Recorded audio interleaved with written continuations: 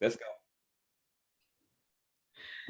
Hi, my dearest brother in the in this world. How are you today? I'm so happy to have you here today.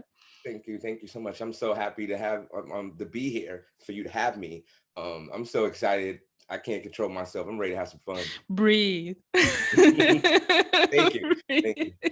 I'm telling myself that right now in my mind. So We relax. connected several years ago through one fantastic group, but I felt that soul connection with you right away. And you are one of my favorite people in the entire world. And everything that you are creating is unbelievable. But there is something which I noticed. Is it really true that Barack Obama is following you on Twitter and supporting your work? Absolutely, absolutely. So a Tell us a comedian, little bit. Tell us a I little got bit a about funny that. story. Yeah, I got a funny story. So a comedian friend of mine, he's big time now. He's doing MTV, he's doing, all these TV shows, right? Snoop loves him. I mean, all the celebrities love him, right? He does impressions and he does voiceovers of other people. So Mhm. he did a voiceover of Barack Obama where he's telling people to follow me on Twitter like him, and and he's seen it and he loved it. He thought it was hilarious. The thing that my friend from the comedian, his name is Savvy the Amusing. Uh-huh. And yeah, he did this funny skit about the baller mindset and he put Barack Obama in it and they loved it. So ever since, we just been rocking out. You are just brilliant. I would And then like you. Mhm. so one more thing so I can plug this. So one more thing, Barack Obama has this organization called My Brother's Keeper. Mhm. And his organization, his crew, they hit me up and Mhm. we do our community work as well. So that's one of the things we do. Wonderful, wonderful. Yeah, you are just brilliant. I know that, but I want my audience to know that too. Tell us a little bit about what is behind the baller mindset and everything that you are doing, because that's Yeah. so cool. So But I'm please tell us more about it. so I'm coming from Mark Zuckerberg and Kanye West and who else is who's winning in the eyes of the world right now? Elon Musk. As Hmm. far as like the philosophy is the philosophy of winning. Hmm. And it's undeniable because business people, they talk about it all the time. When you have a team, you Hmm. have to work together, all these different things. And the way that I've learned and I got my foundation of being a champion and winning in team concepts is through sports. Hmm. Everybody knows, through sports you can get people to work together. Hmm. Nelson Mandela said that um, all the people on the planet really connects the most. The energy, the frequency is the highest when we're actively involved in sports together. It Hmm. brings us together. Hmm. Hmm. So immediately I knew that I had something because sports, basketball in New York when I was a kid growing up, gave me this mindset of a baller because of my Hmm. training, because of my practice. And I want the kids to know this too. Like Hmm. I'm not saying you tap into this mindset and automatically poof, you're a baller. No, I tell the kids that all the time. It don't work that way. Hmm. Um, if you're not there yet, there's levels, there's steps to it. So like Grant Cardone does the 10x, I do 10x bowling. So Hmm. so Hmm. there's levels to it. So once you get to the highest level, then yeah, because you practice and you train first. You got to put the work in order to Mhm, be a bowler. You can't. mhm, That goes hand in mhm, hand. You got to believe, but mhm, you have to put the work in too. So the bowler mindset is something that I coined, I trademarked all that stuff. So nobody can use it or I get some credit because that's how it is in this world sometimes. But I'm coming from True. That's true. I'm coming from Mark Zuckerberg and Facebook because his story is similar to mine. Mhm, And I know even the people that passed away, the ones we celebrate and we quote them, mhm, they all had a winning mindset. All the concepts that a baller has in sports, they had it. So for the present moment, all the winners, all the ballers in their business right now, you're most definitely a baller in what you're doing in your business and LinkedIn. The list goes on and on. You're doing TED Talks. It's just amazing. You're a baller at what you do. There's a winner at what you do, hands down about it. And it's a frequency, it's the energy. So I tapped into it, and that's why my energy is always high and stuff like that. And I'm displaying what I call the baller effect. Once you tap into that energy, that's how people get to see and feel, how I feel from my experience. Not just it's not just a feeling alone, because if you haven't experienced stuff, the feeling is a little different. mhm. But since I have all these experiences, my feelings for it is just, 10x. I'm having the Ball. goosebumps. Like Yeah. seriously. Me too. Me too. Mic Talking drop. about Mic drop. Me too. I'm getting goosebumps talking about it too, because it's so amazing for the kids too. Like it's a game changer. Like literally, like in sports, like it's a game changer mentally. You know what I mean? Yeah, yeah. Yeah. Tell us a little bit about your story, how you came to do what you're doing now. Yes, I mean, Michael Jordan. I have to the first person that I can think of in my head, because he's actually trending right now in the news, and we're about to do a clubhouse event about pro athletes and Mm-hmm. Mm-hmm. personal branding. It's so important to do personal branding. That's what I did. I actually dropped out of sports and in the politics version of it, trying to go from college to the NBA. I dropped out of that and I tapped into my own power Mm-hmm. and I branded myself. So Welcome. right. Thank you for letting me join the party. I'm so happy to join the party. I really am.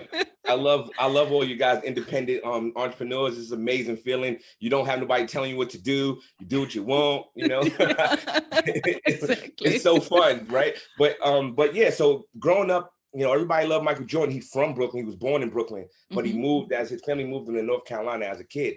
Mm-hmm. So a lot of basketball players from Brooklyn, if you ask any successful basketball player Mm-hmm. from Brooklyn that went to the NBA or played semi-pro, list goes on and on, Mm-hmm. they tapped into Jordan's energy. Everybody wanted to be like Mike, like those commercials that they used to do Yeah, back in the day. yeah. Uh-huh. So I trained my butt off whenever I could, because my parents would restrict me, because I lived in a dangerous neighborhood. Mm-hmm. I grew up in Brownsville, Brooklyn, the same crazy area that Mike Tyson is from. And if anybody do their story on Mike Tyson, he talks about how it was a horrible place to live. And Mm-hmm. people Mm-hmm. that go there and visit, they scared to go. Mm-hmm. When they go to New York, they scared to go in that area. So I was born and raised in that area, Mm-hmm. right? But I tell people all the time, people be laughing. It's funny. Like all this stuff is funny in hindsight. But I had a beautiful time. I had a wonderful time. Don't get me. And you tell me my life is a movie? Like, Yeah. seriously? Your life is absolutely a movie because of those Yours is stories that you too. told. Let's be honest here. Like, okay, yours is too. Like, Yeah, seriously? yeah. I mean, I always thought my story was interesting because my father, my dad, he don't like to talk about it. He likes to be behind the scenes. And I used to like to be behind the scenes too. I'm junior, Mm-hmm. but I had to come out. Like it just made sense. I had to come out and show myself and share with the world so I can help people and all those good things. But my dad was honestly, because if we want to do the color thing, because I don't like to do the color thing, but the black, like he was the only black dude in my neighborhood, which they call the projects, right? Or the hood in America, right? Like dangerous areas, right? People don't have no food, they on government cheese and all that dramatic stuff, right? But don't get me wrong, it was dangerous. People was like mentally ill and hurting each other and hurting their neighbors and robbing each other, and killing each other, doing a lot of crazy stuff, right? Mm-hmm. So these Italians, which at one point I guess he was supposed to be my godfather or whatever, but this Italian guy named Pete, Mm-hmm. he wound up doing meeting my father back in the days when I was a kid Mm-hmm. and started doing business with him. And they started opening up stores in the projects in the hood where it's Mm-hmm. dangerous to open up stores there. Like you'll get extorted. Like the project guys that think they tough and got guns, they would come and try to extort you and say, hey, you got to pay us every week or we're going to rob you or that type of stuff. Mm-hmm. But my father had like 6 brothers. They were so known in Brownsville where I'm from, and nobody didn't want any problems with them. So they linked up together, and then they opened up a couple of pizza restaurants with my father's name on it. And to this day, people praise him in the community. He don't even want to leave because he feel like a celebrity in Brooklyn. You know what I mean? So, but I be telling him all the time, Dad, you don't have to stay there. Like, you know, we can visit, but anyway. So, but that's my story though. Like my story is really interesting because I was always protected as a kid. Like nobody didn't bother me, but I would see things. Like I would see kids getting picked on, getting robbed. And then I try to take an active role. So you could tell how I was even back then. I would take an active role. And if I knew you, like, and you needed to go to the store for your parents, they send you to the store and you won't come back without, with the stuff because people take it from you. Because there's usually like older guys in front of the corner stores and stuff. Mm-hmm. And if they don't know you, if you're not somebody that's tough or somebody that has protection, you're not leaving without giving them money or them taking your stuff. So I would literally walk with them to the store and say, hey, this is my friend. He's with me. Leave him alone, that type of stuff. So I was doing that. Wow. Yeah, I used to do that all the time when I was a teenager. So that energy of like wanting to help the community, help people, it's always been installed in me. And I have to give him credit to my dad because him and his brothers, they gave me the opportunity to be able to move around and do what I want and be who I wanted to be. I didn't have to pick and choose. Like I had friends that had to hang out with certain people to be popular. It was already built in. My dad, I could take you to my dad's pizza shop and get you free pizza. Like, you know what I mean? If I wanted to, you know what I mean? So people wanted to be my friend anyways, off the top. So yeah. Wow, now everything makes sense. You actually had that in yourself, like growing up in that environment, and now you're just transferring all of that to a positive impact in the world, and you're doing magical things. I'm so proud to know you, bro. It's like Thank you. I Yeah, it's just the I beginning. We never. just getting started too. We just getting started because there's a lot of gatekeepers too, Mhm, right? mhm. There's a lot of people that's like saying, "Oh, we're not letting you in," you know what I mean? But Uh, it's 2021 now. That game is over. Like yeah, people want authentic, real people, and yeah, I'm do that at I do that best. That's the best. You know, that's my baller energy. That's what I do best. yes. So Yes, you people, do for sure. And you are incredible in it. I'm like, yeah, I'm always happy to see you and to do something with you and to just chat with you or speak with you. It's just such powerful. You have such powerful impact.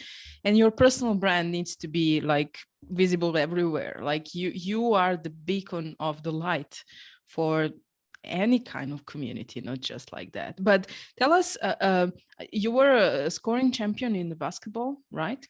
it's funny. I actually got. Huh? I don't know if the audience is gonna see it, but I actually got one of my trophies, one of my scoring trophies, right behind us, Yeah, I see. and I love that trophy. I keep it. I love the energy in it. So Mm-hmm. the long story, I mean, short story about that is, and this is incredible too, but to me, it's like nothing. It's like simple to me, but if I tell a story, like, oh my God, like, so, I was in college my first year when I left New York and flew to the West Coast. Mm-hmm. And I went to a college called Treasure Valley, which is funny because, trying to find the treasure of like, the whole purpose of my life and all that stuff. Right. So Mm-hmm. I'm Mm-hmm. in Treasure Valley. It's a small town. I'm getting a culture shock. I'm seeing white dudes walking down the street with like a mohawk, and then I see haystacks. When we Uh-huh. used to go to parties, there was cows in the back, and it was just a crazy. I'm from the city, so it was a crazy culture shock, right? So Uh-huh. my first year, I had an amazing time in college, but my first year, I had some issues with my teammates, and one of my teammates wound up injuring me in practice, Mm-hmm. and I tore my patella tendon. And once that happened, that's everything changed. My world changed. My coach started treating me differently because I couldn't impact the team anymore. I couldn't help. Mm-hmm. So he didn't Mm-hmm. really have time for me. He didn't, the school wouldn't pay for my knee surgery. So Mm-hmm. it was just a sad time for me as far as like thinking like had the illusion that they was treating me like a person, not like a racehorse. You know what I mean? Mm-hmm. Like, Mm-hmm. how horses, when they done, it's off to the next horse, right? Yeah, And yeah. once I experienced that, I was like, wow, I don't like this feeling.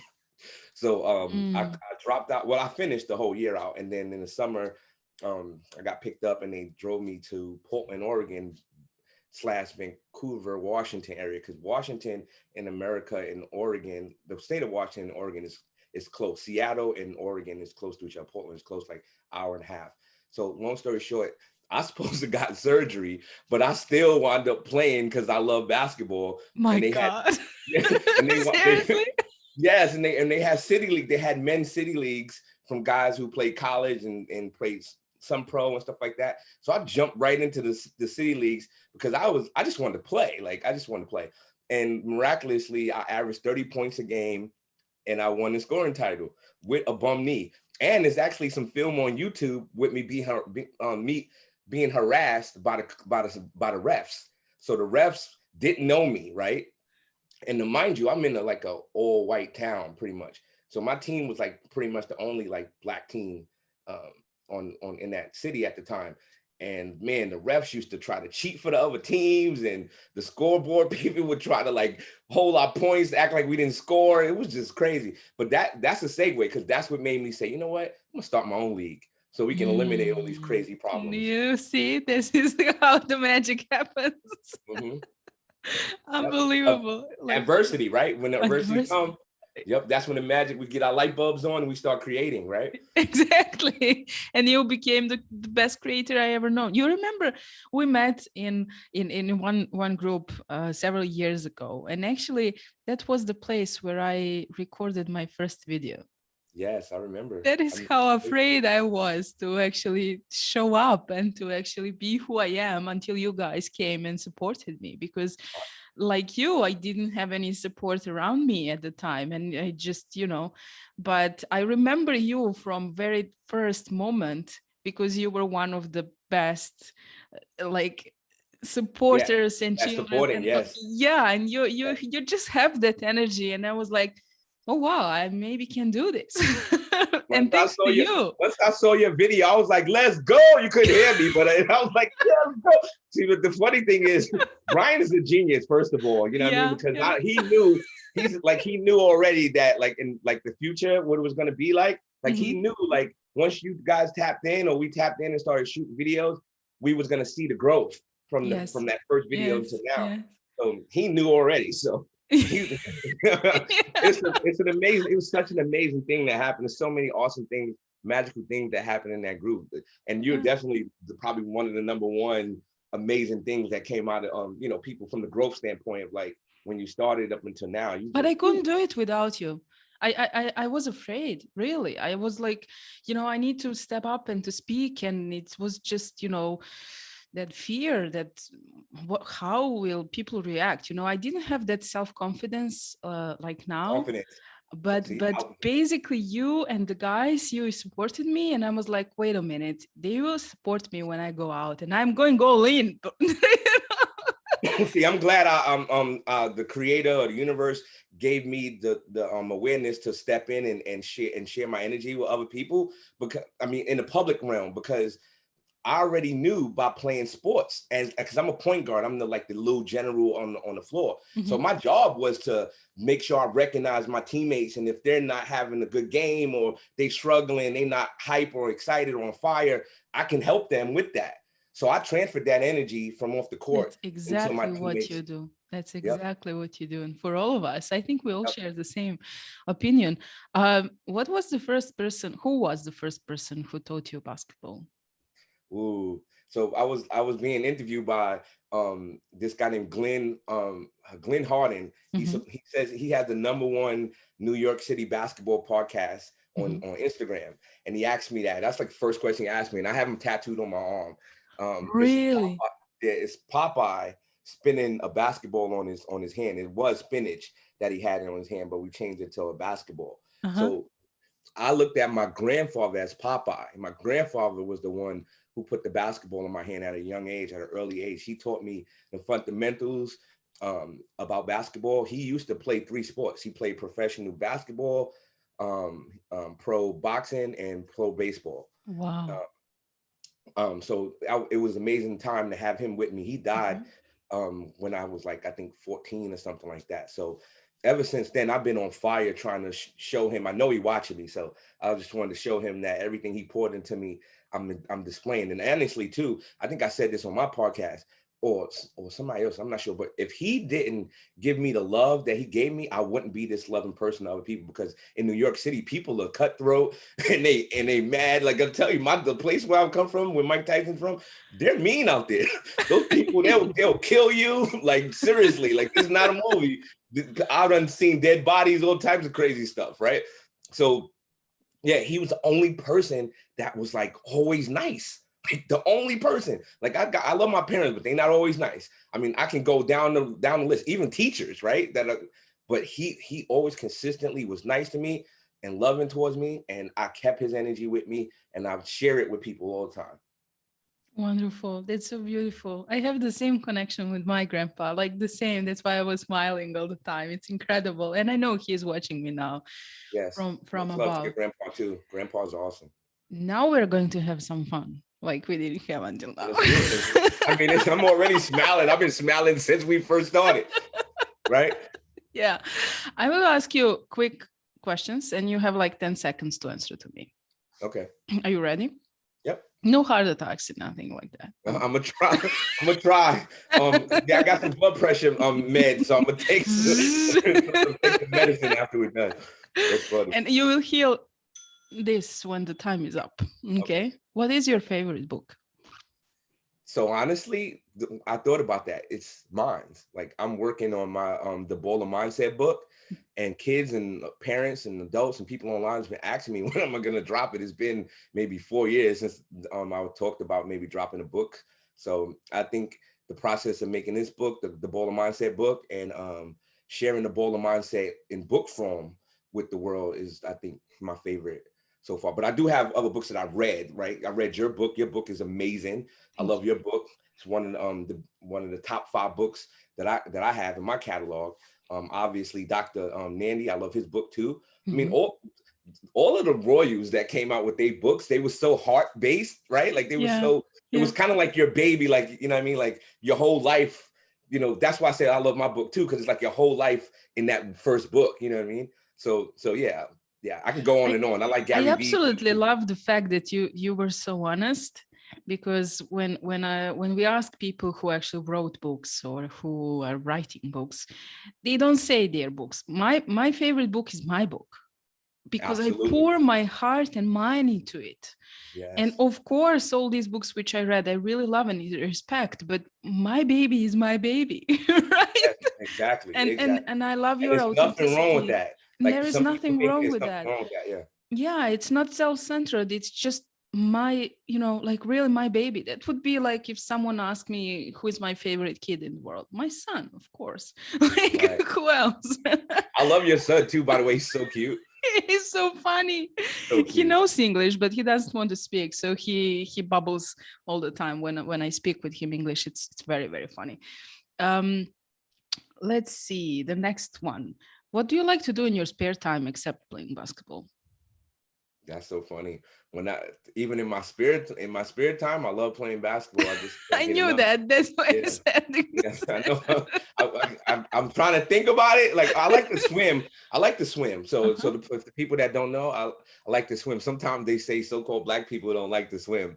So I'm out here crushing all these myths about so-called Black people too. So You're yeah, crushing myths about Black people all over the place. So, so but I have I to tell swim. you something. Here in Central Europe, it's very rare to see a Black person, if that is the correct way for me to say. And we are very happy when we see someone. And if you come here and I'm inviting you to be my guest, then you will probably, be like a celebrity here, and everyone will just run after you to take a picture. So like right away, as soon as you land, you will be a celebrity. Because we love the love overseas is amazing for Black people in America, and they need to know that. Yeah, Like, it's incredible. We we're have one supported. very, very huge music festival. It's Mhm. the biggest in Europe, and that's the only time when actually people from all over the world are coming Oh, here. yeah. And yeah, usually Black people are like, the most interesting, and everyone runs after you to get at least one picture, if not anything else. So be prepared. If you come here and I will invite you, be prepared to be a celebrity right away. Awesome. And tell us a little bit about how people can find you, how they can reach out to you, and what we can expect from your magic. So Clubhouse is awesome right now. I've been on fire. Like I'm addicted to Clubhouse now. We just jumped out of a room with Grant Cardone, and Grant was doing events with Brian at one point in Yes, 2016, yes. and I missed it too because it was in my home city. They did an event together in New York at the NASDAQ, and I missed it because I was in Houston trying to help somebody else. I was trying to help my cousin make the NBA at the time. But yes, I have a lot of stuff going on. I got my podcast show that's been going amazing. I've been having some amazing people on it. And yeah, I could just go on and on. I got a lot of stuff going on. So just check out CoasttoCoastBallers.com, or just Google my name and all the stuff pops up. So thank you so much. Thank you so much for being my guest. I truly enjoyed, and I hope you did too. It was my pleasure, of course. Absolutely. What are you talking about? I just need some popcorn, and I'm good. Cool. But it's good to see you. It's always good to see you. I'm excited. Like one of the things that I would love to manifest is that we do a conference together, like all of us, like all of the ex-royals, if that's what you want to call them. Everybody that we know, and I'll bring in some of my friends that I know from that's influencers that wasn't in the Royal Society. to get the energy high. But Mhm. I really I think that we're pushing towards, because like, okay, so the people in the Royal Society, they're getting bigger now, right? Yeah. And so the more bigger we all get, then the more powerhouse is going to be. So I Yeah. think I'll put the money up too, to do a conference for us to speak to our audience and That's one kids. of my wishes too. I would really Yeah, like to meet all of you guys. And can you imagine the power of the energy at that place yeah, when definitely. it's just like, it's going to blow the world. Yeah, I'm sure. Absolutely. I'm excited for that. I'm definitely excited for that. Let's make it. We will make it. Yeah, for Oh, sure. Yeah, yeah. we'll keep talking about it, having some jokes about it, right? Yeah. So But we'll make it. let's Thanks so do it. much once again. And I'm looking forward to seeing you soon. Love My you. pleasure. Bye Talk to you bye. soon. Talk